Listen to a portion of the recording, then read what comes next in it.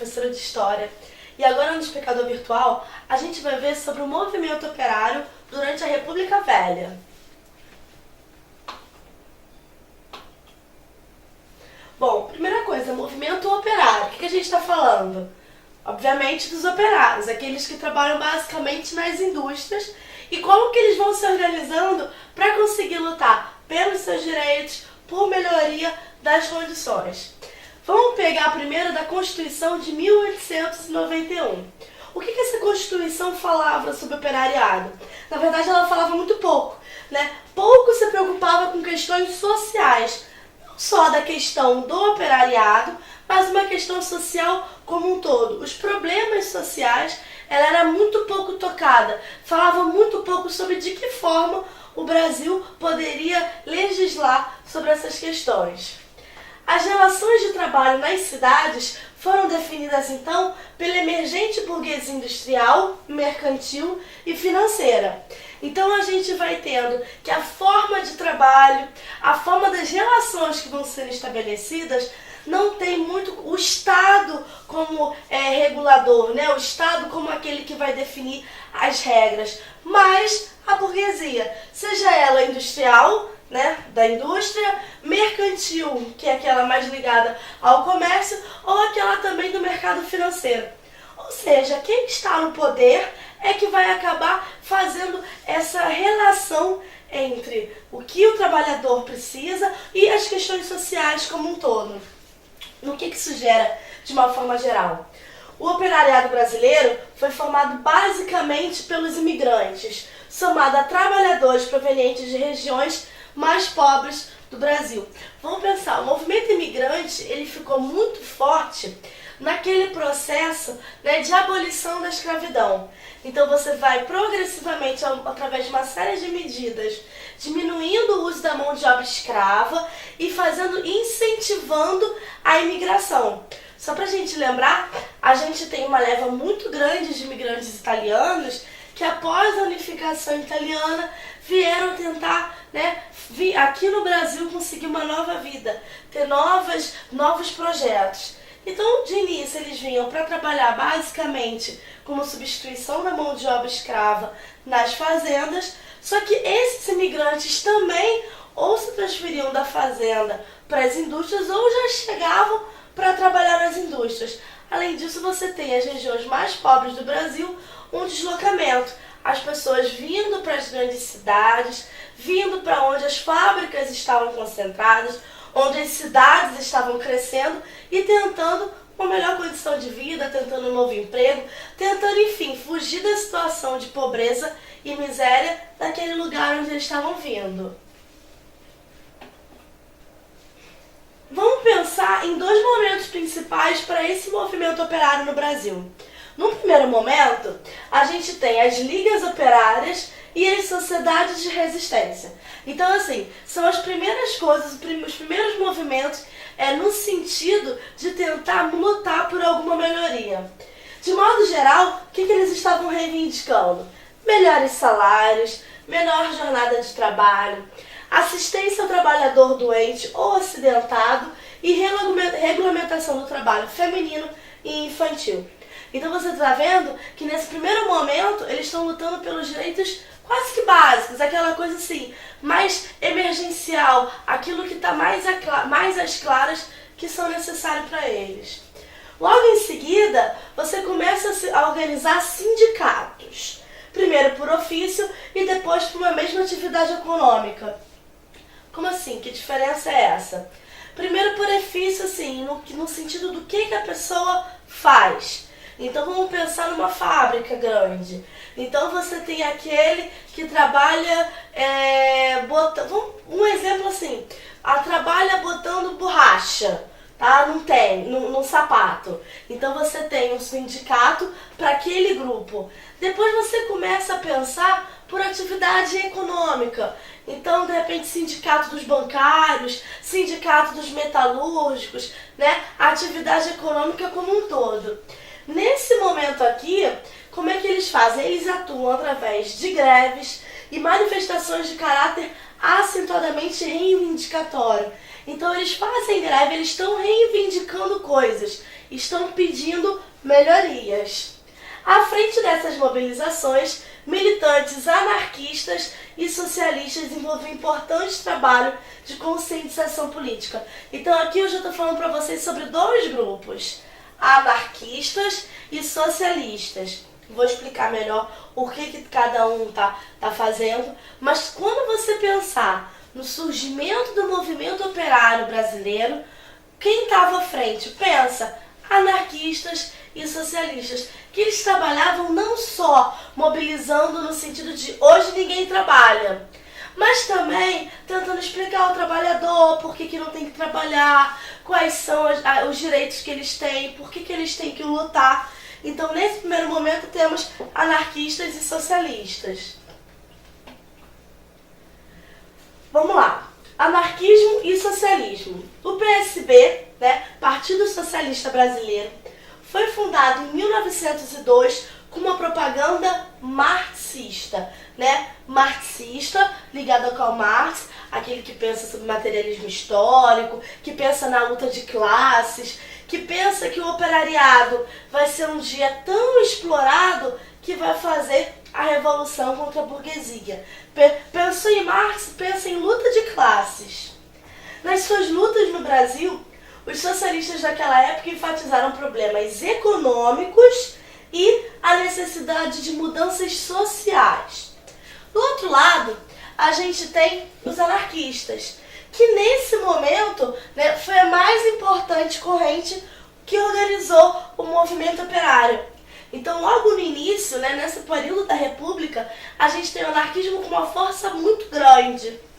Eles propunham mudanças na estrutura da sociedade para substituir o Estado burguês por uma forma de cooperação entre indivíduos livres. Então você vê que aqui está enfatizando problemas econômicos e mudanças sociais. O anarquismo tem uma proposta ainda mais radical, Está propondo, na verdade, uma mudança na sociedade como um todo. Não só na forma como patrões e operários estão ligados, mas uma mudança mais profunda. E nesse primeiro momento são eles que estão mais à frente e que têm um caráter mais destacado.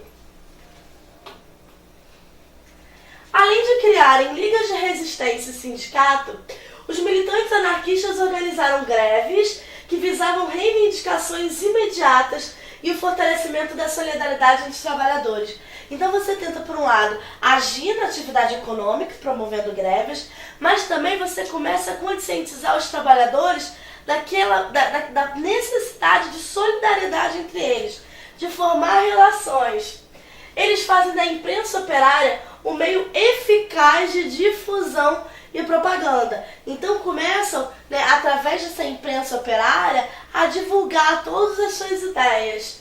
Dentre os periódicos anarquistas, destacaram-se a Lanterna, La Batalha e La Barricata. Agora, os socialistas não ficaram atrás, tá? Os socialistas, por sua vez, publicaram entre 1900 e 1915 o Seminário Avante, mais tarde Avante, que chegou a circular diariamente. Então você tem nesse momento dois grupos, socialistas e anarquistas, que estão usando dos periódicos, da imprensa, para poder divulgar as suas ideias e usando assim forma de mobilização, conscientização política e chamando esses operários para luta, para reivindicar por melhores condições. As greves. Aqui você tem uma imagem que seriam os trabalhadores parados ao lado das suas máquinas sem trabalhar. É isso aqui que está representando. Você está vendo uma fila de pessoas, aqui a máquina, aquilo parada. E você, uma fábrica com a sua máquina parada, não está produzindo nada, não está gerando dinheiro, não vai ser fonte de lucro. As mobilizações e greves operárias durante a República Oligárquica giraram em torno de reivindicações salariais, melhores condições de trabalho, reconhecimento dos direitos trabalhistas, sindicais e uma legislação previdenciária, já pensando na questão da previdência, aposentadoria. Elas representaram o principal instrumento de resistência dos trabalhadores desde o início do regime republicano até aproximadamente os anos 20. Então você tem a greve, a paralisação, o parar o serviço como a principal forma de reivindicar por melhores condições, por ter aqueles seus pedidos atendidos. A maior mobilização do proletariado brasileiro viria com a Greve Geral de Julho de 1917. Então grava, Greve de 1917. Essa foi muito importante, normalmente é a mais cobrada, a mais lembrada. Iniciada na cidade de São Paulo e com repercussão no restante do país. O movimento operário em São Paulo sempre foi muito forte e polirradiador para o restante do Brasil, até por concentrar o maior número de indústrias maiores, com maior importância econômica. Dela participaram operários da indústria têxtil e alimentícia, gráficos e ferroviários. Em São Paulo, os grevistas entraram em choque com forças policiais, e desse confronto resultou a morte de um operário, cujo enterro paralisou a cidade. Então esses operários que estavam lutando por melhores condições entraram em confronto com a polícia e um desses manifestantes foi morto, o que causou maior comoção para a cidade.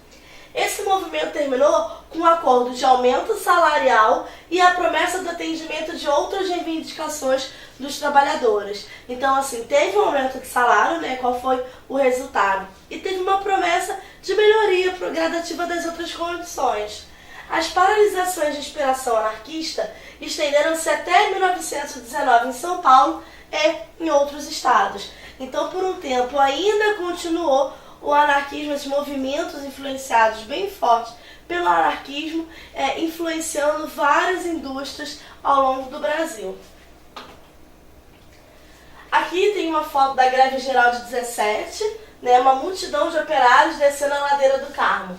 Isso em São Paulo. Quando a gente pensa em greve, movimento operário durante a República Velha, geralmente é isso aqui que é pedido, tá? A Greve Geral de 1917, quais são os dois grupos que participavam dessa movimentação política, você vai responder socialismo e anarquismo. Quem estava mais à frente, qual era o grupo de maior importância? Os anarquistas.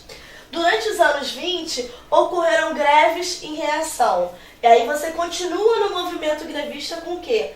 Péssimas condições de trabalho, salários baixos e custo de vida elevado. Então as greves quase sempre têm o mesmo fundo, a mesma reivindicação. Melhoria de salário e das condições de trabalho. Algumas categorias obtiveram conquistas, mas o país continuou sem ter uma legislação trabalhista até 43, quando foi promulgada a Consolidação das Leis de Trabalho, a CLT. O que acontece? Algumas categorias, como é que eram as leis? Não tinha lei trabalhista nenhuma. Não, não era assim. Só que, olha o nome, Consolidação das Leis Trabalhistas. Foi quando, de fato, você organizou todas as leis que tinham e unificou para todos os trabalhadores. Então, vamos dizer assim, os professores fizeram uma greve, pedindo que o piso salarial fosse de tantos %. Eles conseguiam. Pedindo, por exemplo, jornada de trabalho de 8 horas. Ok, agora eles só têm 8 horas. Só que aí, os metalúrgicos não vão se beneficiar disso, porque não era uma lei integrada, não estava atendendo a todas as categorias. Por isso que tinham focos de greve. Com a consolidação da lei trabalhista, que vai ser tema ainda de uma outra videoaula, que de fato você organiza todas as leis que tinham para as categorias diferentes e dá, né, um formato único, um formato para valer em todo o território. Poucos meses depois da greve de 1917, mobilizações de maior impacto derrubaram a ordem burguesa na Rússia e levaram os operários ao poder. Isso daí a gente está levando lá para a Rússia. Por quê? O movimento socialista na Rússia teve a maior expressão na Revolução Russa. Nos anos seguintes, a influência da Revolução Russa estendeu-se ao movimento operário internacional. Vários grupos passaram a se mobilizar no intuito de formar um partido semelhante ao Partido Bolchevique, que liderou a Revolução Socialista na Rússia. Em 21, já existiam grupos comunistas na cidade do Rio, Recife, Juiz de Fora, São Paulo e Santos. Em 22 foi fundado o PCB, Partido Comunista Brasileiro, que se constituiu posteriormente numa organização de âmbito nacional. Então, após a Revolução Russa, o anarquismo que estava super à frente, que carregava a maior parte das manifestações, progressivamente o socialismo, inspirado lá no que aconteceu na Revolução Russa, foi ganhando corpo e foi adentrando o movimento operário brasileiro. Então a gente vai ficando por aqui. Até a próxima.